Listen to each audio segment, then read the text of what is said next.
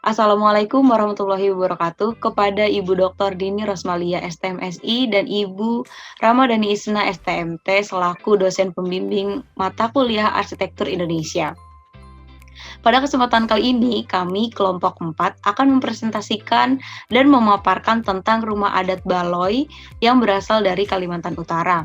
Namun, sebelum memasuki pemaparan kami, perkenankan kami memperkenalkan diri kami masing-masing. Perkenalkan, nama saya Kisti Mutira Jais, NPM 45. Assalamualaikum warahmatullahi wabarakatuh. Nama saya Huda Wahini dengan NPM 41182100084. Halo, nama saya Anggit Dwi Laksita dengan NPM 41182100070. Halo, saya Handi Vita dengan NPM 41182100001. Perkenalkan, nama saya Mila Rukmasara dengan NPM 41182100020. Perkenalkan, nama saya Ratu Intan dengan NPM 41182100007. Nama saya Lulu Setia Nurrahma dengan NPM 41182100030. Perkenalkan, nama saya Alia Harnisa dengan NPM 41182100080. Nama saya Zahra Febriana Kusariani. Nama saya Deliana Desintensi Tumarang, NPM 44. Nama saya Zahria Sarah Devi Susanto dengan NPM 418210108. Hai, saya Sarensa Nurwan, NPM 41182100046. Indonesia, negara yang kaya akan ragam budaya dan arsitektur rumah adatnya, khususnya di Kalimantan Utara. Provinsi termuda Indonesia yang resmi disahkan menjadi provinsi dalam rapat paripurna DPR pada tanggal 25 Oktober 2012 berdasarkan Undang-Undang Nomor 20 Tahun 2012 dengan penduduk Kalimantan Utara yang sangat heterogen dan terbagi menjadi berbagai macam suku bangsa seperti penduduk asli Kalimantan Utara yaitu suku Dayak, suku Banjar, suku Bulungan, suku Tidung, dan suku Kutai. Namun, tidak menutup kemungkinan Kalimantan Utara terdapat beberapa suku lain, yaitu ada suku Jawa, suku Bugis, dan suku Toraja. Jumlah penduduk dan penyebarannya di Kalimantan Utara. Pada tahun 2017, populasi di Kalimantan Utara mencapai kurang lebih 700.000 orang yang terbagi di beberapa kota, yaitu ada Kota Tarakan, pusat pemerintahannya di Tarakan, dengan jumlah populasi 253.026 orang. Lalu di Kabupaten Nunukan, pusat pemerintahannya berada di Nunukan, sebesar 193.390 orang. Lalu ada Kabupaten Bulungan, pusat pemerintahannya berada di Tanjung Selor, dengan populasi 135.770 orang. Lalu Kabupaten Malinau, pusat pemerintahannya di Kota Malinau, dengan jumlah populasi 83.788 orang. Lalu Kabupaten Tanah Tidung, pusat pemerintahannya di Tideng Pale, dengan jumlah populasi 25.084 orang. Di sini dapat kita lihat bahwa Kota Tarakan memiliki daerah yang kecil namun merupakan daerah yang memiliki populasi tertinggi. Sedangkan Tanah Tidung, daerah yang terbesar, dia memiliki jumlah populasi yang sedikit. Peta persebaran suku Tidung. Suku Tidung merupakan suku yang diperintah oleh Kerajaan Tidung atau Kerajaan Tarakan di Kalimantan Utara. Suku ini tersebar di beberapa wilayah, banyaknya menempati daerah perbukitan. Dahulu kala, suku Tidung dan suku Dayak hidup berdampingan. Akan tetapi, karena adanya perjanjian antar suku, maka akhirnya suku Tidung bermigrasi ke daerah pesisir dan pulau-pulau kecil di Kalimantan Utara. Pulau-pulau kecil yang ditempati oleh suku Tidung antara lain yaitu Pulau Sebatik. Masyarakat suku Tidung yang bertahan di pulau ini mempertahankan wilayahnya dari para pendatang baru dengan cara melakukan revitalisasi lembaga adat dan membangun aliansi pemersatu, mengklaim hutan adat dan memproduksi insiden konfrontasi. Yang kedua ada Pulau Nunukan. Orang-orang Tidung yang berada di Pulau Nunukan merupakan kumpulan orang Tidung yang berasal dari beberapa sub-suku Tidung. Yaitu yang pertama ada Tidung Sebuku, Tidung Sembakung, dan Tidung Sesayap. Mereka dipersatukan oleh nilai teguyuh atau persatuan dengan semboyannya yaitu Belim pun takatugats insuai takatapu, yang berarti menyatu kita layaknya kayu ulin dan bercerai-berai kita layaknya tebu. Yang ketiga ada Pulau Sebuku. Suku Tidung yang tinggal di Pulau Sebuku ini berasal dari pedalaman Sungai Sumbal. Dan yang keempat ada Pulau Sembakung. Suku Tidung yang tinggal di Pulau Sembakung ini berasal dari pedalaman Sungai Sembakung. Suku Tidung yang tinggal di Pulau Sempuku dan Sembakung ini biasa dikenal dengan orang pedalaman. Kemudian di Pulau Tarakan, Kerajaan Tidung berkedudukan di Tarakan, sehingga masih banyak terdapat suku Tidung di Tarakan. Suku Tidung Tarakan merupakan suku yang cukup maju dibanding dengan suku lainnya. Ini dikarenakan letak wilayah yang berada di pesisir, sehingga mereka banyak berinteraksi dengan pedagang-pedagang asing yang singgah di wilayah Tarakan. Jadi yang selanjutnya adalah kegiatan ladang berpindah suku Dayak Barat yang dilakukan oleh masyarakat itu sendiri dengan sistem tebas bakar yang dilaksanakan secara bersama-sama. Nah, lokasinya itu berada jauh dari permukiman, berjarak 1 km sampai 7 km. Jadi satu keluarga ini biasanya mengerjakan lahannya itu seluas 1 hektar.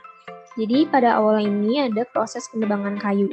Yang pertama ini menebang pohon yang besar-besar dahulu dengan parang penebas atau namanya senso. Yang kedua menguruh, yaitu memotong kayu-kayu yang berukuran sedang dengan parang peluruh. Yang ketiga ini menebang kayu-kayu kecil seperti dahan maupun ranting-ranting dengan parang penebang. Dan yang terakhir ini setelah 1-2 bulan, ranting-ranting dan dedaunan ini dibakar, lalu abunya ini dibiarkan di ladang sebagai pupuk. Nah, pada proses pencocokan nama ladang ini, pada awalnya itu membuat pondok atau rumah kecil di tengah ladang untuk peristirahatan ya, dan juga bisa tempat penyimpanan peralatan berladangnya. Jadi pada awal ini membentuk kelompok terdiri atas 30-40 orang.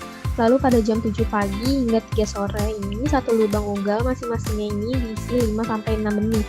Lalu tunggal ditinggal di pondok, dan apabila berpindah ladang maka pondok ini bisa dibongkar dan dibawa beserta isinya. Yang kedua memagar huma, yaitu memagari ladang dengan menggunakan kayu sehingga babi dan rusa ini tidak bisa masuk ke dalam ladang. Yang ketiga ini pemeliharaan berupa pembersihan rumput dan ritual simbol pemupukan.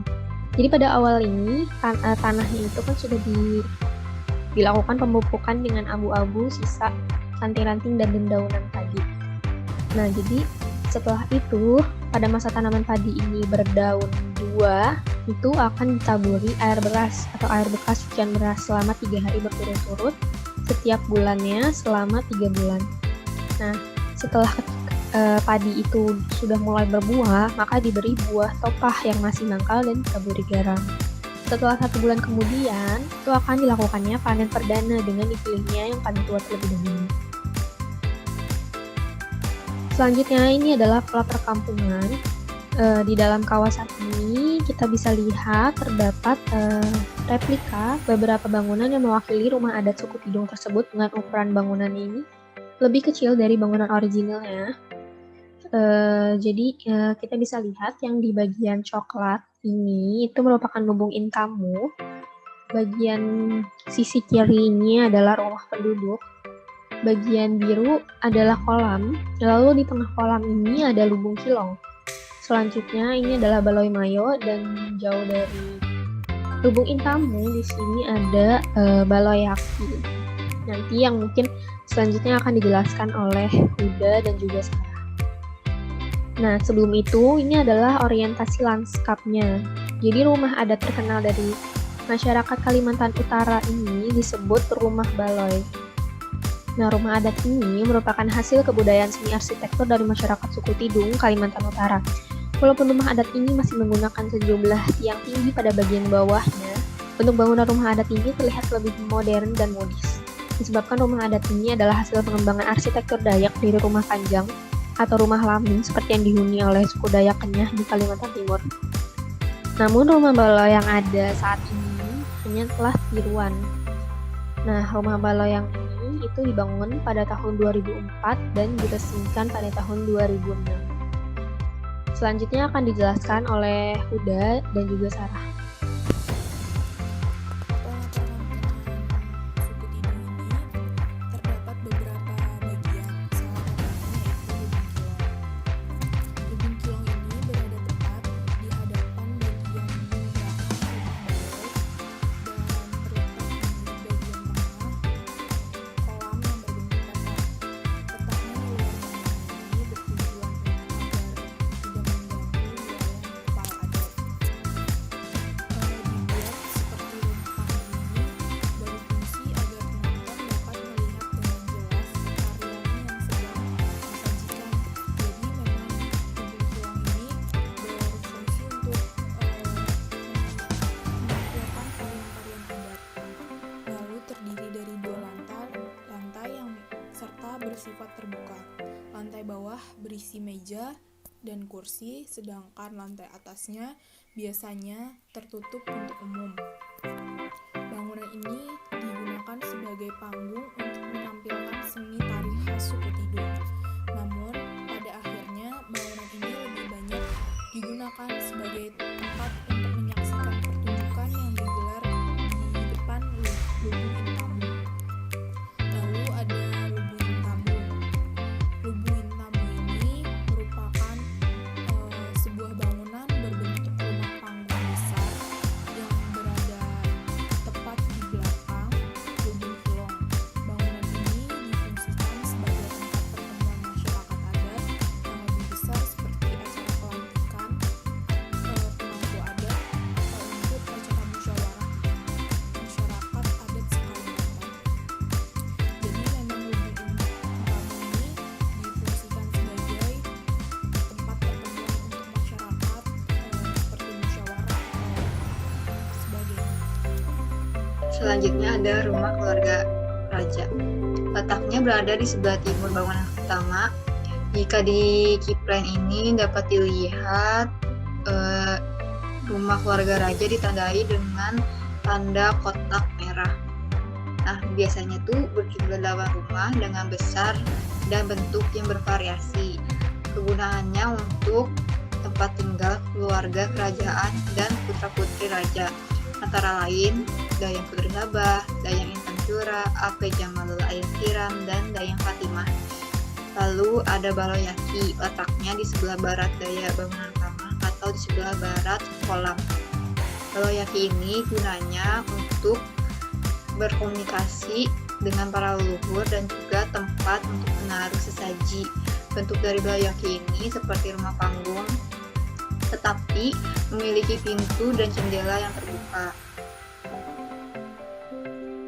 Lalu ada kolam. Untuk kolam di rumah baloi ini sebenarnya hanya pelengkap saja karena rumah baloi yang aslinya sudah tidak ada lagi, sehingga dibuatlah rumah baloi tiruan yang berada di Cagar Budaya yang letaknya di Akiwabu, Tarakan, Kalimantan Utara. Nah, rumah baloi ini tuh sebenarnya sebagai suatu gambaran bahwa di zaman dahulu rumah baloi ini letaknya berada di pinggiran perairan seperti di pesisir pantai ataupun tepian sungai.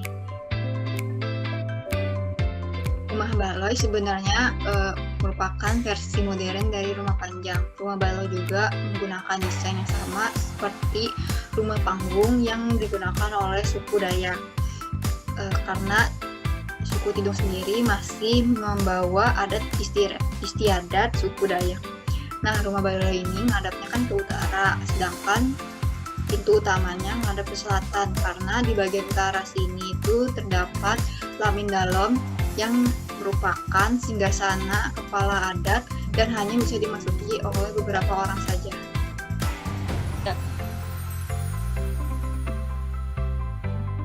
Untuk denah bangunan rumah baloi Mayo memiliki 4 ruangan. Ada lamin dalom, lamin bantong, ambir kiri, dan ambir kanan, seperti gambar yang di sebelah kiri bagian atas. Dan sebagian bawah merupakan denah yang memiliki ukuran-ukurannya.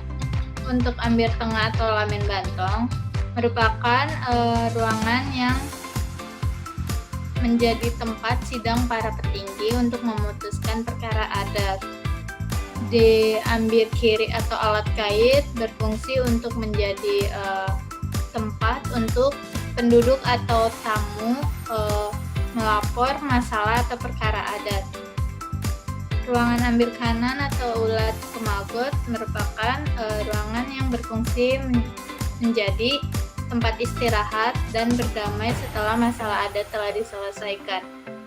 Dan ambir dalom, ruangan yang berfungsi sebagai singgasana kepala adat besar Dayang Tidung.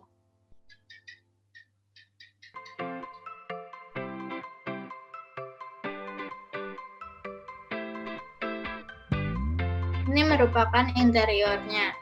Untuk ambir kanan berada di bagian atas, gambar di bagian atas, dan yang di bawahnya merupakan ambir tengah. Di sebelah kiri merupakan ambir kiri, dan di sebelah kanan merupakan ambir dalom.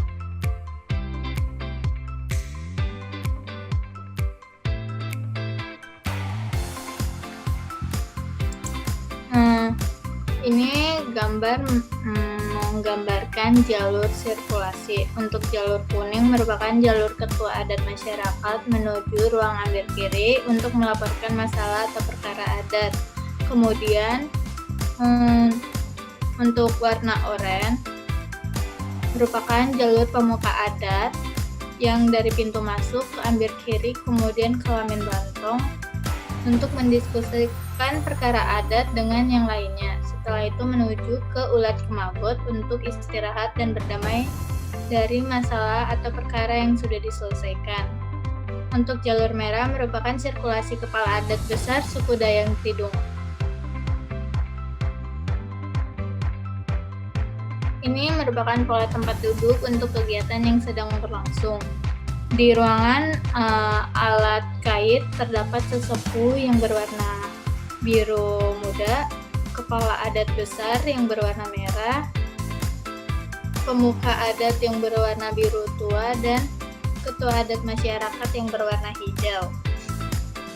Kemudian di Lamin Bantong ada sesepuh adat, pemuka adat, serta langsung dilihat oleh kepala adat besar dan permaisuri yang berada di Lamin Dalom.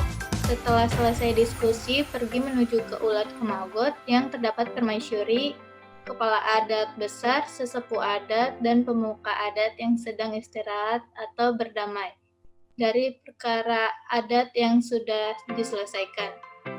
Untuk sirkulasi menggunakan area tambahan yang ditunjuk pada gambar sebelah kanan yang tidak diberi warna apapun yang berada di sudut-sudut ruangan. Dan untuk Lamin Dalom merupakan zona privat serta Lamin Bantong merupakan semi private. Berikut adalah skema aktivitas dari bangunan Baloi Mayo.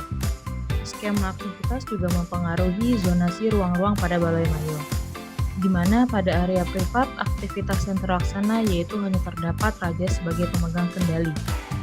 Peran tersebut diperkuat dengan adanya singgasana raja yang terletak tunggal dan lebih tinggi dibandingkan kursi bagian sidang para pemuka adat.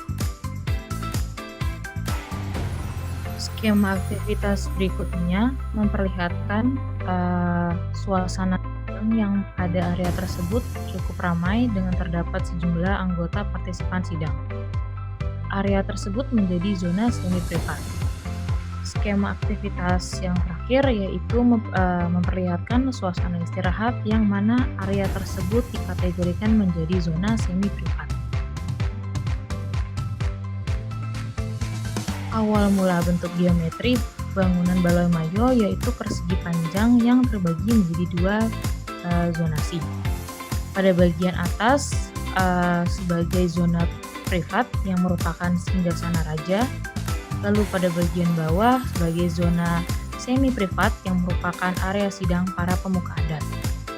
Bagian persegi panjang tersebut menjadi unsur utama dari bangunan Baloi Mayo.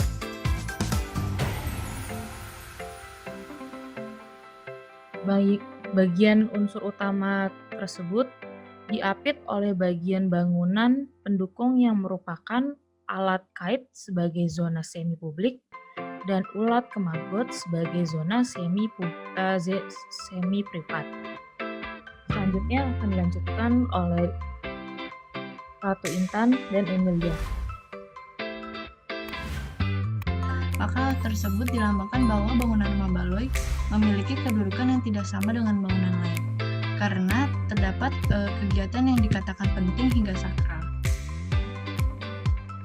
Dengan kondisi tanah kota Tarakan yang rawa dan gambut, maka penggunaan tiang panggung dinilai cocok dan sekaligus berfungsi sebagai tiang pancang untuk memperkuat struktur bangunan agar tidak mencapai tanah keras. Penggunaan material kayu ulin pada bangunan juga berperan penting, khususnya pada lokasi daerah dengan kondisi tanah rawa. Lalu pada bagian bawah rumah baloi terdapat kolong yang biasa digunakan sebagai penyimpanan padau atau perahu-perahu sebagai media transportasi. Hal tersebut dikarenakan rumah adat baloi berada di pesisir pantai, sehingga sebagian besar mata pencarian asli suku Tidung yaitu sebagai nelayan.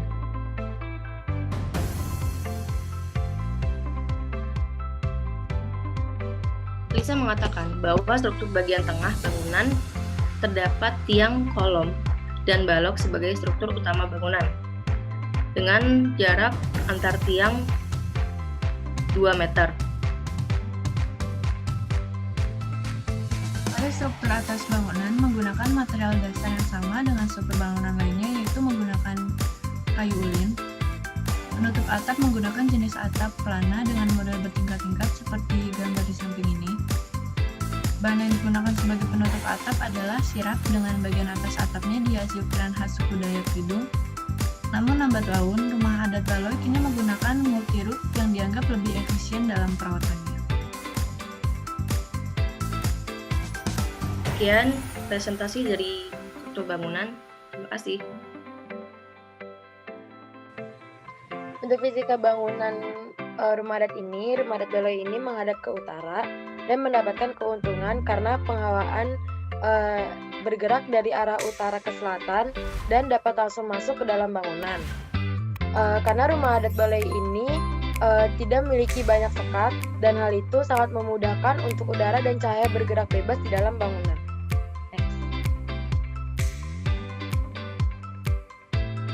Kemudian rumah adat baloi ini didesain seperti rumah panggung untuk meletakkan perahu karena warga di daerah sana memiliki profesi nelayan dan selain itu juga dapat berfungsi sebagai sirkulasi angin di bawah bangunan. Kemudian di bagian depan bangunan ini ada banyak bukaan seperti jendela yang dimanfaatkan untuk masuknya udara sebagai penghawaan. Tidak hanya di depan bangunan, tapi juga di sekeliling bangunan ini dikelilingi oleh bukaan berupa jendela. Next. Kemudian untuk material yang dipakai di rumah adat ini menggunakan kayu ulin karena kayu ulin ini dipercaya memiliki kekuatan supranatural yang lebih tinggi dibandingkan dengan kayu jenis lainnya. Kenapa menggunakan kayu ulin? Karena suku asli Kalimantan Timur ini memanfaatkan kayu ulin yang terletak pada area hutan adat dan area yang tidak terlindungi. Selanjutnya ada hubungan penghawaan dengan material bangunan. Kayu ulin ini merupakan salah satu bahan yang menyerap panas sehingga hawa di dalam bangunan terasa sejuk dan tidak terlalu panas. Lalu, daerah Kota Tarakan Jati memiliki curah hujan yang cukup tinggi sehingga rumah adat ini menggunakan bentuk atap segitiga yang berfungsi untuk mengalirkan air hujan yang jatuh ke atap dengan cepat. Dan rumah adat ini memiliki tritisan yang berguna untuk menangkal tampias apabila terjadi hujan deras.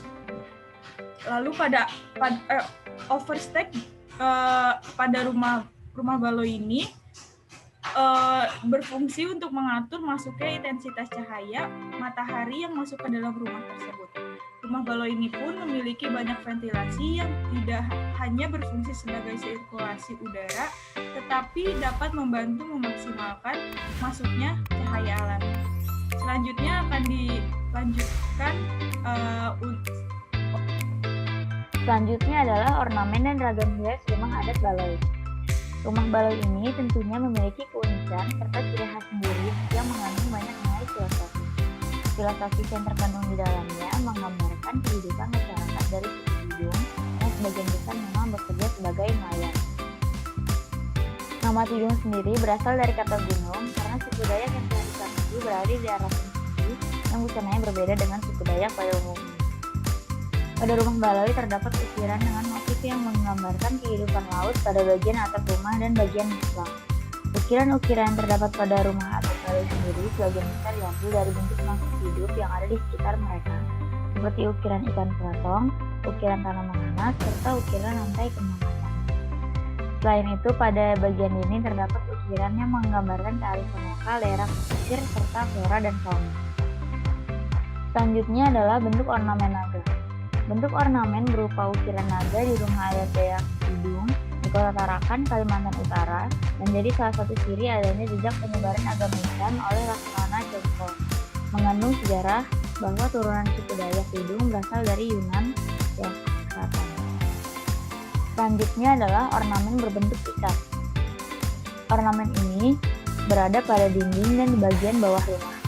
Ikan besar tersebut disebut masyarakat setempat sebagai ikan keraton, di mana masyarakat dulu masih suka menjumpai ikan keraton saat memancing. Ikan tersebut dapat mempunyai panjang sampai 4 meter dengan bobot 1 ton. Selanjutnya adalah penjelasan mengenai warna pada rumah adat Baloi. Warna pada rumah adat Baloi menggunakan warna asli sesuai dengan bahan bangunannya.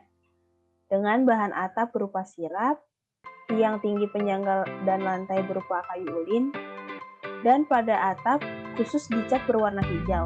Hijau sendiri ini melambangkan sebagai kesuburan, kemakmuran, ketakwaan, dan pertumbuhan. Selanjutnya adalah motif kembang kacang.